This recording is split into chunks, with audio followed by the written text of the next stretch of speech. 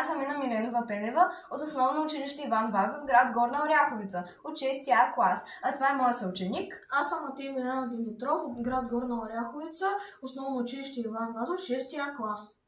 Днешният опит се нарича торнадо в бутилка.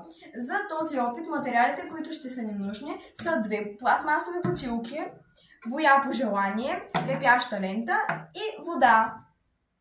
Като за начало трябва да направим отвор на капачките и да ги залепим заедно с лепящата лента. След това пълним едната бутилка с вода до половината и затваряме с капачката.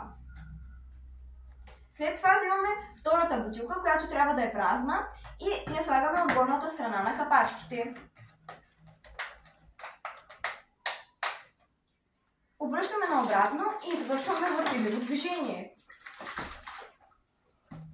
И наблюдаваме истински водовъртеж.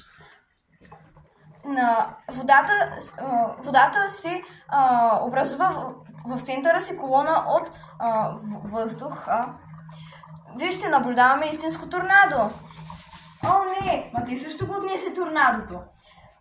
Какво е торнадо, Мати? Торнадо, също наречено смерч, е силен атмосферен вихър, който образува стълб от въздух, който свързва повърхността на Земята с облак. В повечето случаи торнадото има форма на фуния, чието тесен край докосва Земята. В повечето торнадота, най-силните торнадота могат да достигат скорост на вятъра от 480 км в час.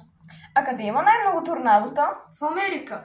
Най-силното торнадо в историята на САЩ се е случило през 1925 година и отнема живота на 747 души.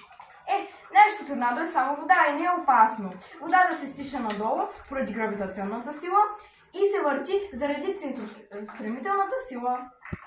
Благодарим за вниманието. Довиждане! Довиждане!